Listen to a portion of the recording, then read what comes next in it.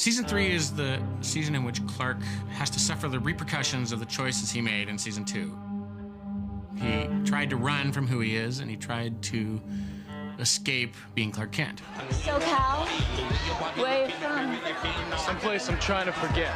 Seeing how him staying in Smallville would hurt more people than it would help them, he made a decision to leave Smallville with the help of a red kryptonite ring. The whole season has sort of resonated with that sort of dark decision that he made. I think in some ways he's pulled away from some of his friends. He has not been able to come together with Lana. He's starting to distance himself from Lex. I really don't have to explain myself to you, Clark. Yes, you do, Lex. A lot of different elements go into each show. We get input from the actors in terms of scripts and in terms of stories. So it's really a big melting pot. Because the writing all happens in Los Angeles and because the shooting all happens in Vancouver, Canada, I'm the guy who makes sure that what we're doing up here is what they want down there, and what we need to happen up here, they understand down there. We get a script and we distribute it to the different department heads and look at all the elements in the script, whether there are a lot of special effects, stunts, locations. And as the cameras coming in, do you want me to go toward Van and finish the sequence? Yes. Okay. In many ways, the 7 days of prep that we have is the most important phase of the show. In fact, I spend most of my time prepping. We'll have a concept meeting and discuss what locations we'll be looking for and what we have to build or match on location. And then we'll probably spend 2 to 3 days with the director in the van looking at various locales around town. Good, yeah. Action.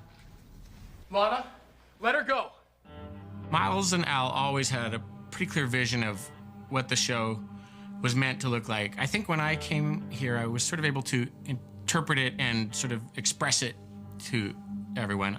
The show always takes place from Clark's point of view. There's sort of concentric rings, and when Clark is in the world that is safe for him, when he's on the farm and when he's in his home, when he does not have to keep a secret from anybody, the lighting is warm and golden, the colors are all earth tones, the camera movement is very gentle. Then there's a secondary ring where Clark is keeping a secret from people, but there's no imminent danger to him. The lighting becomes a little bit more neutral, the camera moves a little bit more, but then there's a level of danger where he is fighting someone or his secret is in danger of being threatened, and then we go to a colder look, the camera maybe goes handheld, becomes more extreme angles. Lana, let her go.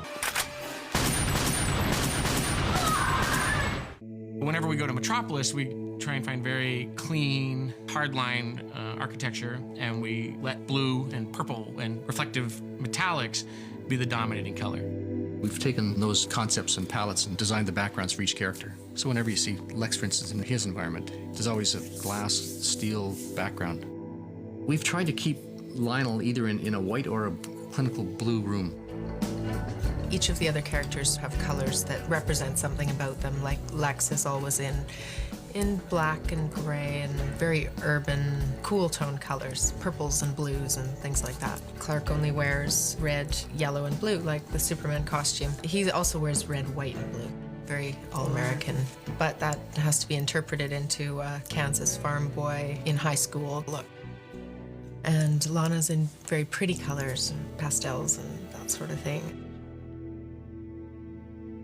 Most every decision is made in prep. We pick every location we're going to shoot, we hire all the cast, we talk extensively about if there's a guest star, you know, who they are and how they integrate into the show. I'm still on the same journey as you are, Kal-El. Please, don't call me that. I don't even know who that is. We have a great team now of, I guess, like 4 or 5 directors we rotate. And Greg Beeman is our guy in Vancouver, who's the director of choice in terms of he leads the directors through the process. Greg Beeman. Okay, here's the shot, and we're going to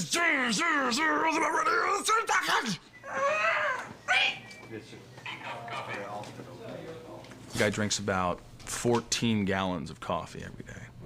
Okay, everyone on the show has an interesting last name. This is Steve Wardrobe.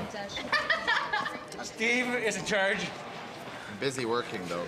of keeping the cast dressed. Make sure that my bra straps don't. I'm sort of the pillar of this show, really. Steve, the wardrobe guy, who is more than a wardrobe guy, he's like a brother to me, who likes to... Michael, don't do that last take again like that. Do not do that. It's horrible. You're horrible. Wow, Steve, thank you. I appreciate that. The makeup and hair department actually for Smallville is very important because you have these big close-ups. So they need the hair and makeup needs to be really good because you're seeing them so close. And also things like, you know, Tom's not in high school, so it's also things like, covering his, 5 o'clock shadow, Michael making him look like his hair has literally fallen out. The whole concept of Lex Luthor is that he lost his hair. It actually fell out from the root. So we're not allowed to see any of Michael's natural hair follicles that are there. And he has a full head of hair, and it's a bit dark too. We have to use special colors layered on top of each other in order to disguise that. So it's a little tricky. It doesn't seem like it would, because you'd say, just shave him and he should be good, but it's all about what the camera sees. I thought you just painted your head orange. Lock it up. Michael has to wear all the time. We need safety on the set here. Not on his medication. He came in, he was like this young, bright-eyed kid, and had no idea that he was about to shave his head for 3 years. He came in and we just went right off, and he was just like, All right, so this is Richard Hare. He's in charge of all the fabulous hairstyles of Allison, Kristen, such The as famous Chloe cut the famous Chloe cut. came out of this head. It's hard to believe, I know. But when he gets in work mode, he is a little bit more exciting than this. Wow.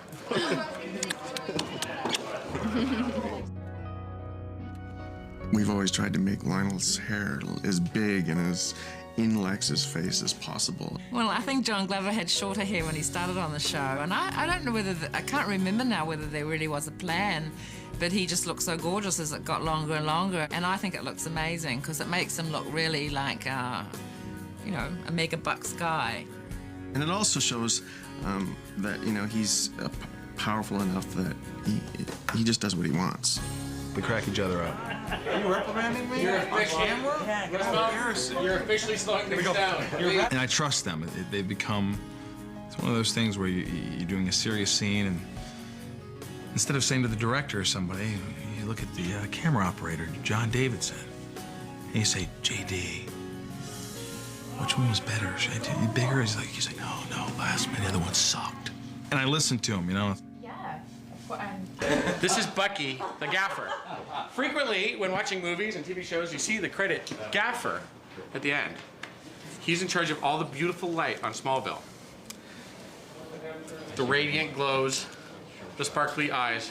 This is the middle of the day now, and I actually have some background coming in, so I'm going to send them through wardrobe and then hair makeup and sign them in, and then I'll send them off to holding the standby to win them onto that scene.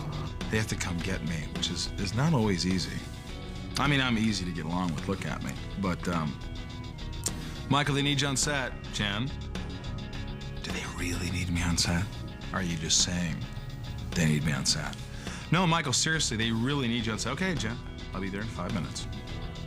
And I come on set and they're not ready. See, I know how it works. Carol, Mike. Uh-oh. Oh, Mr. Beeman. This on-set props and on-set decorating. So he puts all the stuff in people's hands, like, we always have props, right? Like Every keys, scene. Always. Keys and lunch bags and watches, cameras, weapons, computers, weapons. And she moves all the furniture around Everything to camera. so that it's dressed beautifully for camera, or so that it's not in the way of the camera. We work Mike together. and Carol.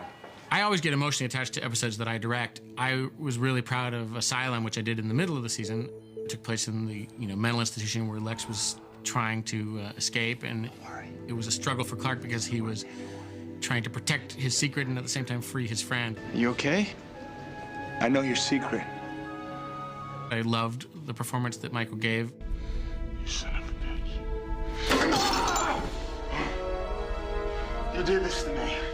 You're the one who's insane! It was also graphically a very exciting episode for me to do. We got to sort of create this mental institution, and it was a little bit of a different look than we get to do, which is fun for me. We have a somewhat limited television budget, so we frequently recycle our sets.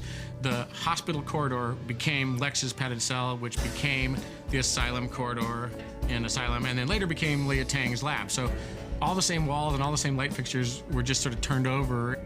In some ways, it's like a kid's building blocks. We take the walls and we mush them around differently and we paint them different colors. Of course, we have standing sets. The set that we're in, the loft, is a stupendous set. It's a feature film set. It's really a real barn that was built on a soundstage. When we designed the Kent barn, we wanted this huge, like, cathedral that Clark had escaped to, and his loft would be this every kid's fantasy place that they'd go and escape to. Most barns aren't like that. No. And most barns really smell. You wouldn't be hanging out there a lot. Or having romantic dinners up in your loft, in your barn. Rob Mayer has been with us since the beginning as our secret weapon. He's been amazing since the pilot and has incredible ideas. Parts of this are replacement parts from our roller coaster. Some parts are hand-hewn material from a Mennonite-built farm out in the valley.